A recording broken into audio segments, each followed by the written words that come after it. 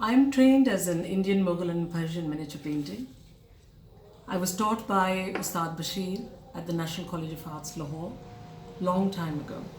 After graduating, I went to London, Royal College of Art, and I further studied the same subject. With addition to sacred geometry, Italian Renaissance painting techniques, pattern, ornament design with reference to Asia and Middle East. And I was taught by some of the leading professors, such as Professor Keith Critchlow, Paul Marchant. There were a lot of people who actually I met at the time when I was a student in London. I had an exposure to go to the museums and, for example, the Victoria and Albert Museum, the British Museum, and see the collection of the artworks from Asia and Middle East, with a special reference to Indian subcontinent. I was very lucky that I was able to have an access to the South Asian Gallery at the V&A, and I was able to see some of the outstanding miniatures done by some of the well-known artists of the Mughal and Persian atelier.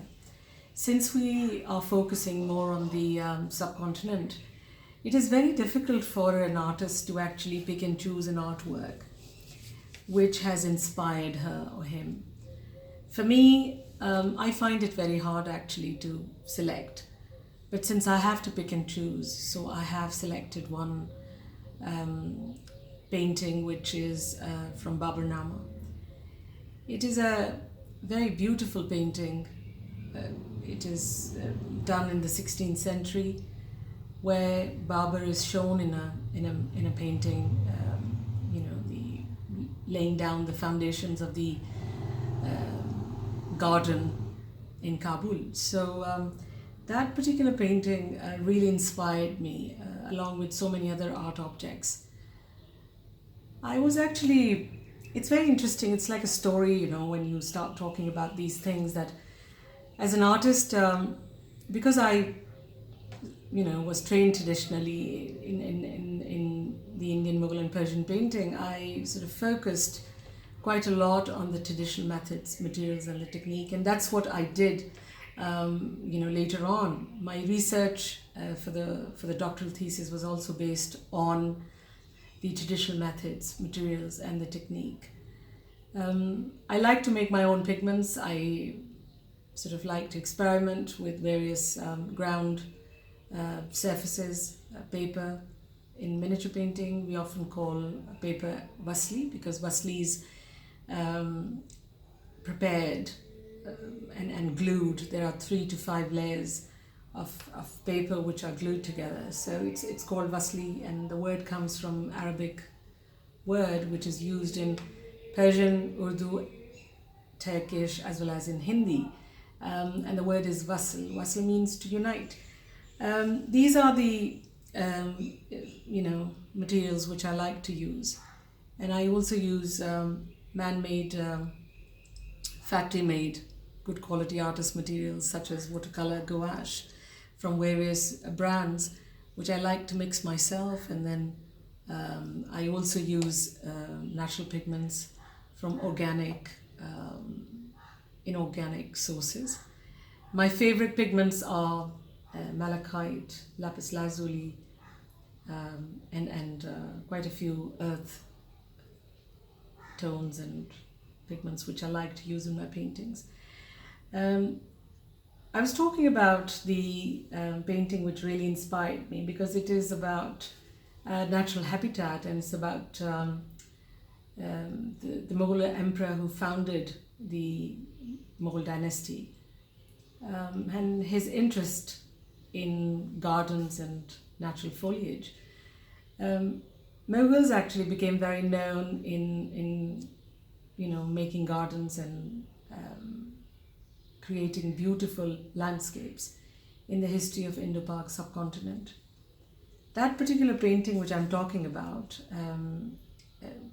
really inspired me, and I was given a commission to produce a new painting which was on the Garden of Babur, which is in Kabul, for which I had to really travel to Kabul and I had to do a lot of work. So I actually worked from lots of photographs. There were more than 500 photographs which I used for reference. And I spent time in Kabul for about 2 days. I saw the sunset, the sunrise, and then I had a long kind of session with people who were actually regenerating the area. It was a Aachen Development Network project, and it was an eye-opener for me because that huge garden, which you often see in Mughal miniatures, you actually see physically, and then you have to recreate yourself as an artist. That was an amazing experience. So, when I was asked to select a painting, I thought I'll go for that one because we're living in times where we have to speak about environment. We have to speak about the conservation of the environment, the natural habitat, for which we need to plant trees, we need to plant lots of trees everywhere and create more natural habitat to actually preserve and conserve the environment and sustain it. So as an artist, that particular painting I feel is a great inspiration, and it has some very outstanding design elements. For example, the way it's been laid out as in composition, and the way the trees are being painted, and how the figures, they've been sort of drawn and then painted, and the color combinations, they're just outstanding. Because the painting is all about laying out the garden, and Babur himself is actually supervising, so you can see a lot of action in the painting. I'm working on quite a few miniatures at the moment, although I do a lot of contemporary work. I'm very much into embroidery at the moment and tapestry.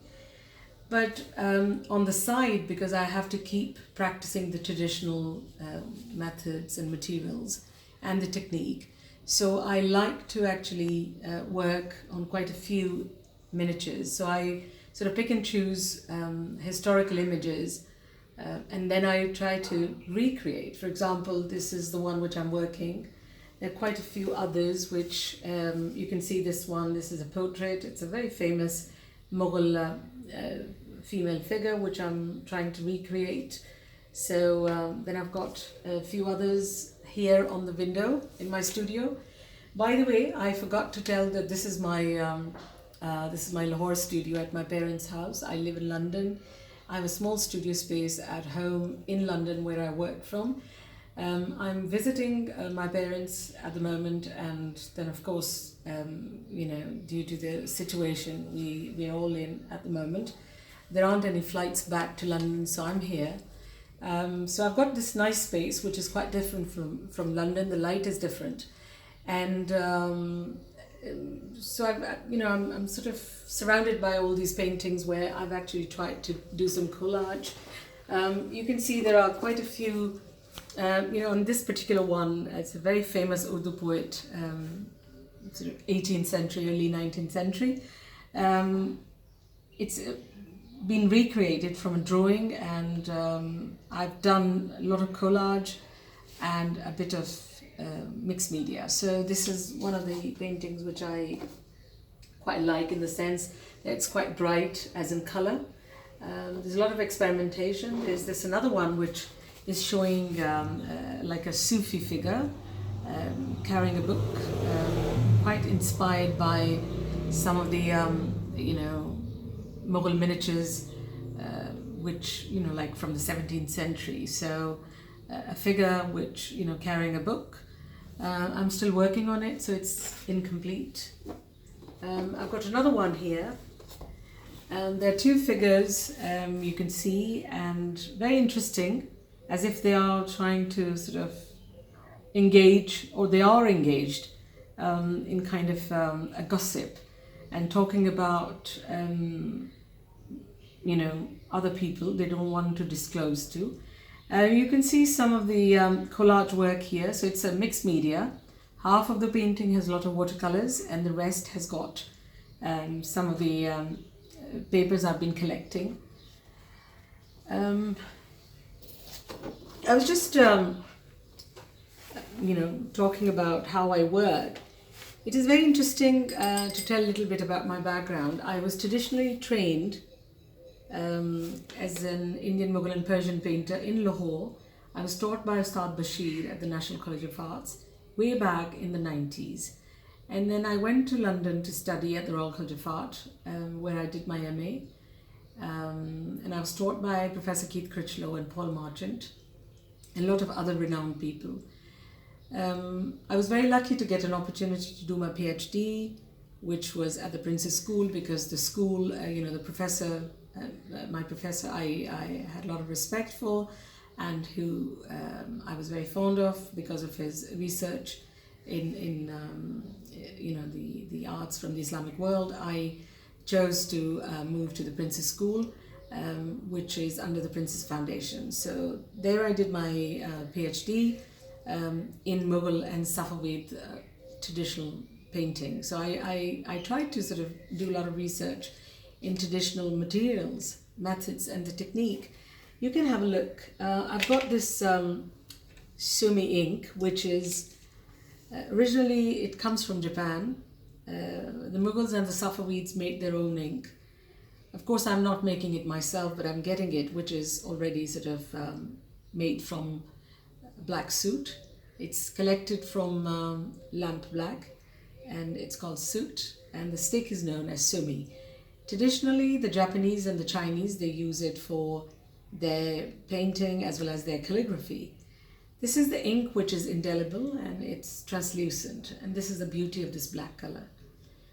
I use it as the traditional artists also use the same ink for their drawing, and when it comes to making hair and the features of figures, then you use the same ink as well.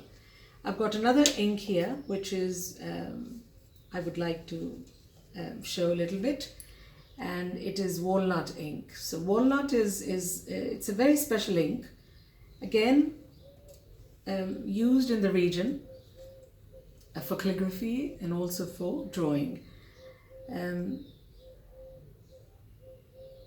Of course, there's a very special technique of making walnut ink. I normally use the soot and the walnut, and I mix it. It gives a very beautiful dark sepia tone, which is very nice when you are actually drawing a line and then perhaps rendering a figure or a portraiture or a portrait. You can see my palette, which looks quite modern. It's one of the artist quality watercolor pigments, factory made. I don't have access to a lot of stuff here because most of my materials are back in London. So I'm working with very few things at the moment and trying to experiment what I already have. So this is my usual practice, which I try to do every day, that I like to practice with lines. And I simultaneously work on many paintings. So this is one of the painting which I'm doing at the moment. You can see I've done with the first layer, and I'm trying to sort of go for the third layer. I prefer to work in layers. So I apply the first layer of pigments, and I like to work on the detail, and then I go over the detail again 2 to 3 times, and then the last thing is that I focus on the portrait. So at times when I have to work on the portrait, I like to use magnifying glass, which can be quite helpful for an artist like me working on some minute details.